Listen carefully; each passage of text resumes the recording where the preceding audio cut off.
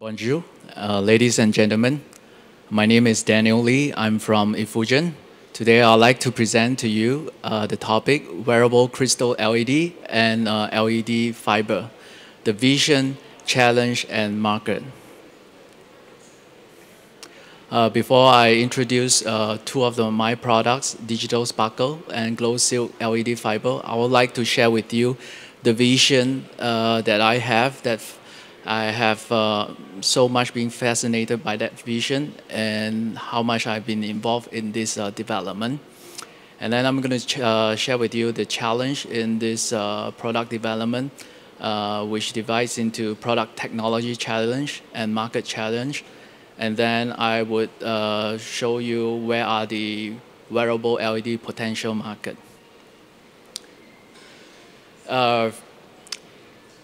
Before that, I worked as a computer hardware engineer for 12 years, designing computer motherboards.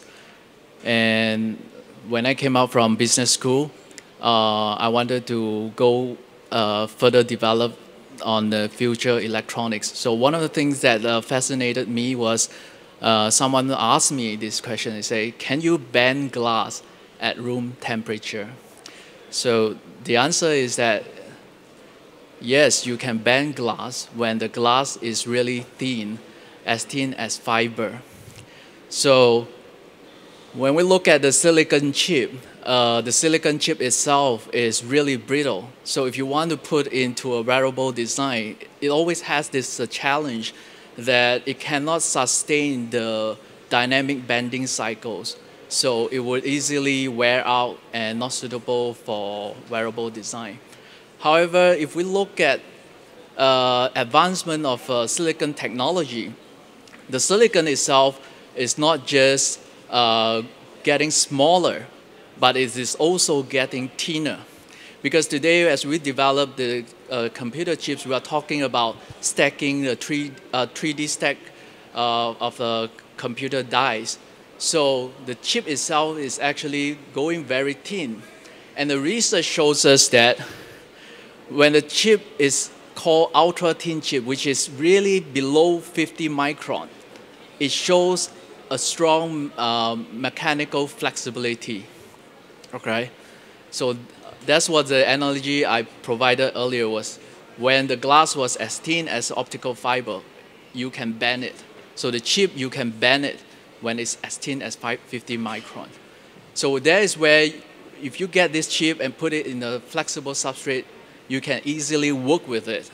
And you can work with a textile integration. You don't have a problem. So I'm very much fascinated by that future.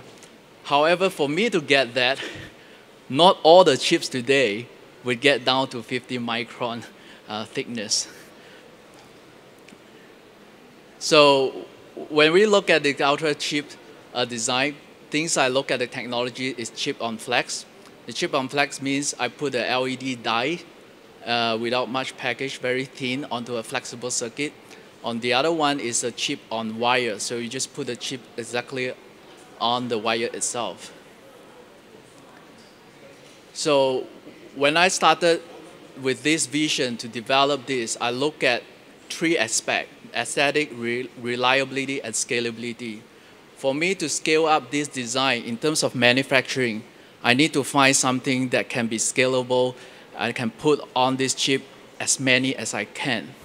So one of the things that I look into is the LED design. So I was looking at the LEDs on the flexible circuit, chip on flex. However, when I look at that design, sometimes because the chip doesn't get down to that thickness, it's really hard. Sometimes really hard to get down to, if you want to survive dynamic bending cycles. So that was where I come up with the idea, say, look, the LED itself doesn't look really nice. I wanted to design with a crystal because the crystal itself would give you the aesthetic look, as well it gives you a mechanical rigid stiffness to protect the die itself. So this is the video. This video will show you that how I involve in the aesthetic design aspect of these crystal LEDs.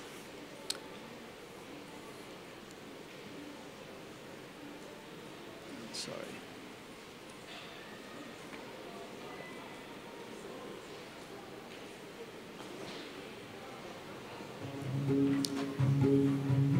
So if you look at the LEDs, it has the dye inside. It doesn't really look really good. Some designer who uses this, they will show the exposed LED.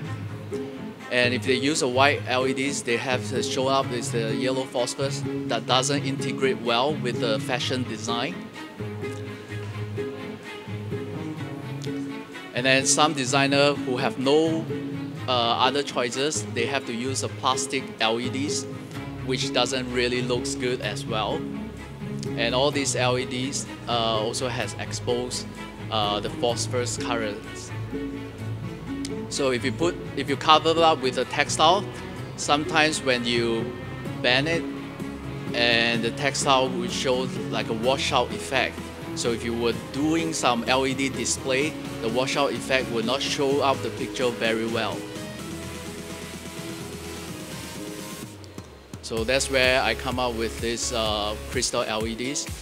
So initially we're producing this crystal LED strips. So this crystal LED actually has an iridescent look that actually would hide the LED eyes within it. So when you look at it, it will just show you the natural sparkles. And when it needs to light up, the light would actually penetrate through a coating within that crystal LEDs. So this is one of the concepts I developed, that you can put this crystal LED into the LED bag. And this will show as like phone notification. And then you can make a digital sparkle cuff, wearable jewelry. And you can control 16 million of colors.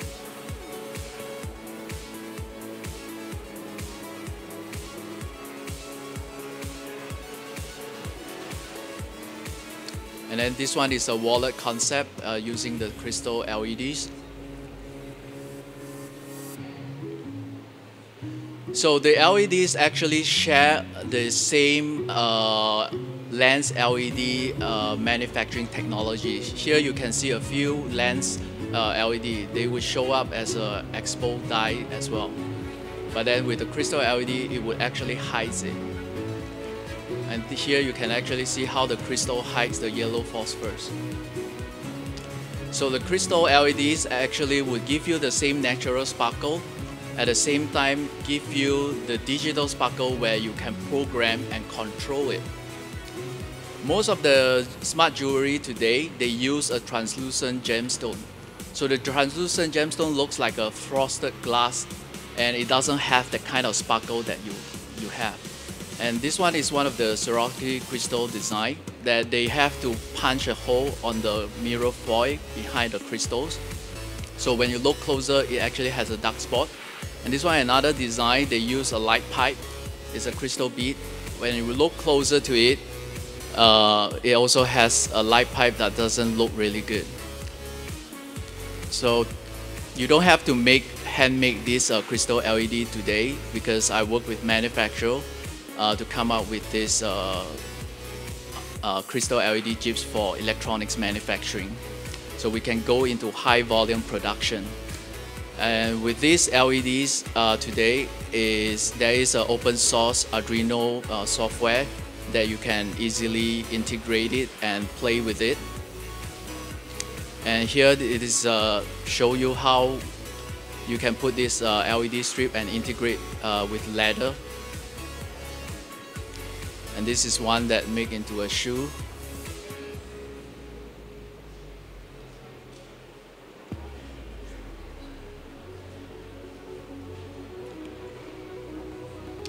And with this digital sparkle, you can program a lot of LEDs program into the bag as much as you want.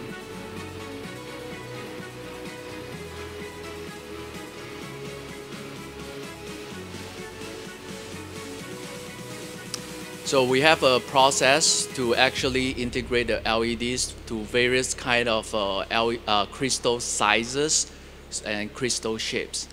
And currently, I made use of crystal from Swarovski.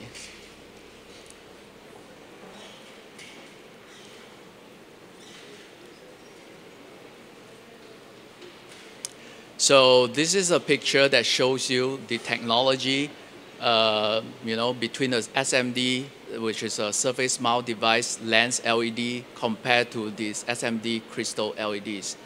All right, it's very similar, and this crystal LED can actually work with the current electronic manufacturing. You don't have to change the equipment; it will just mount it. And lately, the challenge has been to create this kind of crystal LEDs, you have to go through the lead-free soldering temperature, which is 260 degrees C. So lately, I have overcome this challenge based on the test result in the lab in January, so we can pass through 260 degrees C. Okay.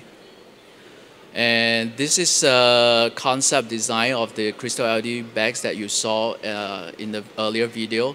And we share this design with 2019 Grammy Awards singer Kacey Musgraves. So she likes this bag very much. She say this is better than a mood ring, so she called it a mood purse. She took this bag to a Coachella music festival. She used her phone. She can just switch all the LED modes to express, her mood. And then what you see right now here is actually sound reactive. So as I speak, it would just blink into different colors. So this is basically for music expression, mood expression, and if you want it, it can be also for phone notification. So the second product that I would like to introduce to you is this Glow Seal LED fiber. So it's what we have here. It's really thin. You can pass it around. You can feel these LED wires. It's only 1 mm thick. And we use a flip chip micro LEDs on an enamel copper wires.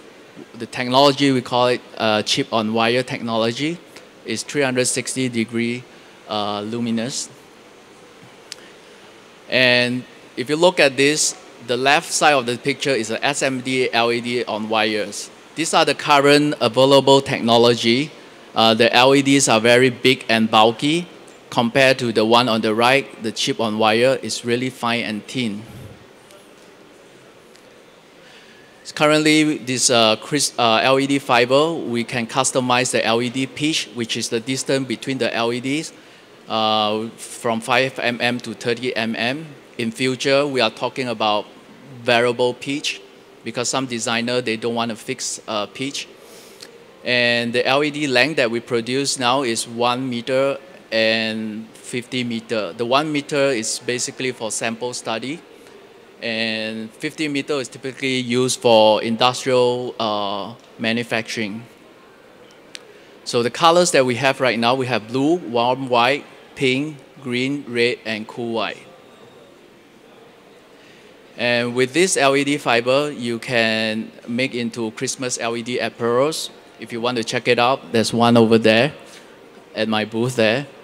And because of how thin this LED fiber, you can actually pass through the crystal bead or crystal gemstone and make it LED bracelet. On the right side here, you can see a LED shoes. It's made into a rope-like, braided rope-like, and then stitch it to form a ladder. So I'd like to share with you this video. This video will show you how a typical textile manufacturing will work with this wire. So this machine is a coiling machine. It's the same machine that you use for making this automotive cars heater seat.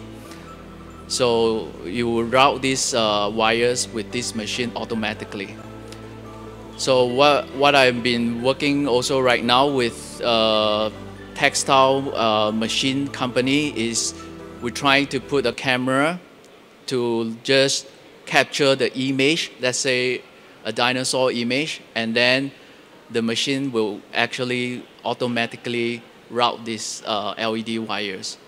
So you don't have to go back to the designer, to a drawing board to actually work on that outline.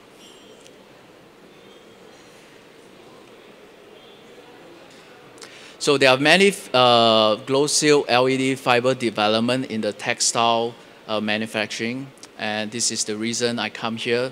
I hope to partner with a lot of textile manufacturers, basically to make this as a yarn integration.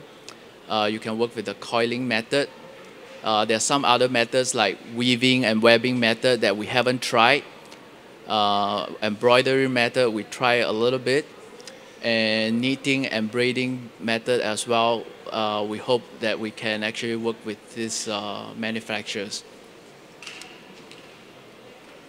So what is this wearable LED challenge? I typically would divide to market adoption and product technology. For me, I don't think technology, I think technology can be solved if you have engineers to look at it. And it shouldn't be a too much roadblock, but then for market adoption, it's very critical. Sometimes it's very hard to get the wearable LED to being adopted in market. And I see a certain product failure in certain market. It's not easy to get traction. Once you do not have the market, the technology would also die off by itself. So for me, I would rank market adoption challenge higher than the product technology. Typically, in the wearable product hardware challenge, people would ask, how many dynamic bending cycles that it can survive before it cracks. There are a lot of design strategy can be worked on in terms of manufacturing technology. And then also because of wearable need, most of the time we need water resistant or waterproofing. And then the other challenge would be power efficiency, where people want to reduce the size, they want to make the battery size smaller. So these are three typical hardware challenge which can be resolved. But for me, the market challenge is when we look at a short-term seasonal fashion versus sustainability. All right, because I have to work with crystal manufacturers to customize crystals. Okay, if the crystal LED design is only meeting a seasonal fashion, it doesn't have enough momentum to drive into a demand volume. Most of these manufacturers, they would not want to work with you. And let me say this in a real life, from Swarovski itself. They are very innovative. They have tried to work with startup company. Okay, they have customized very beautiful smart jewelry for this startup. But what I heard is that it doesn't take off. It doesn't drive into volume. So for them, it's really hard for them to invest the time and energy to build something new, but then it doesn't have a demand volume for that. So we need to look at a short-term seasonal fashion versus a product sustainability.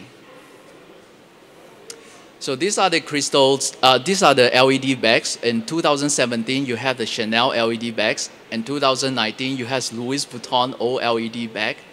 But if you look at these product life cycles, it doesn't last through the years. It's probably just for a short seasonal fashion. So if I were to create a digital technology for that seasonal fashion, you would invest like capital into factory, but then when it doesn't have the volume, it just dies off. It's not going to work for both crystal manufacturer and LED manufacturers. And what you see in this design is that they have been using pre-existing digital technology. So I call it's a spillover of pre-existing technologies that they incorporate into their own product, rather than have a specific technology that only designed for a specific seasonal fashion. And the when we look at the market, we also look at the wearable LED user response.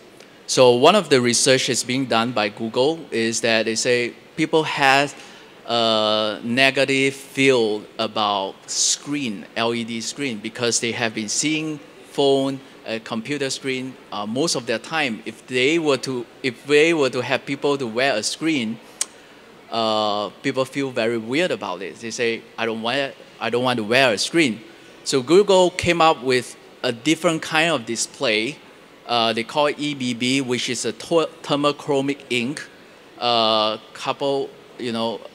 onto a yarn, and then has a heating wire to actually change the colors. From a power efficiency point of view, yes, you need a lot of power to actually maintain the color change as well. But one of the key takeaway is that when people want to wear a dynamic display, they want this dynamic display to be really subtle. It doesn't look like screen at all. So if you integrate with a textile, it will look better because it doesn't look like screen. And one of my strategy is to integrate with the crystals.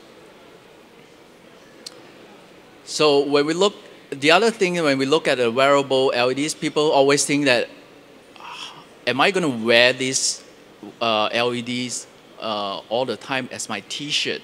Because there are people who are trying to design LED T-shirt and make it like a casual wear. But I felt that we shouldn't be just looking at the repetitive wear. We need to focus perhaps on the time, the venue, and the function when you have to wear this wearable LED. So one of the analogy that I wanted to give it to you is that if you compare a wedding dress and a T-shirt, a T-shirt is a casual wear that you wear it repetitively. But for a wedding dress, you're probably going to wear it just once a lifetime. All right. Although it only exists in a very short period of time in one particular venue, which is a wedding ceremony or wedding dinner venue, but then it has its own purpose. It has its own function. It has its own function, and it exists as a product within that time frame. So when we look at a wearable LED, we don't have to think like, oh, it's going to be wearable LED T-shirt that we wear every day, but it could be for a very short time frame that has a certain purpose. So if you look at this, these are all these potential market. One of them that can be really successful is in the entertainment music festival. People will go to a music festival. They will wear it just for that festival. DJ or singer who just doing performance, they will just wear it for that kind of function. And the second scenario would be for business branding. If you go into a business networking event, people who wants to promote their brand and logo or a product launch for advertisement marketing purpose, they would actually use this wearable LED for that period of time. And the third scenario is a safety wear. People want to show safety notification to protect themselves. Those has a specific function. And then there are some night sports, night sport event, even in France. You have night surfing now. And dance sports specifically for dance entertainment, for professional, they would use LED to enhance their dancers. And the other one is the cheerleading. Cheerleader would use it also to promote the sport. So with that, I end my topic here. And if you wanted to see more of the prototype, my booth is over there, Y430. You can check it out. Thank you.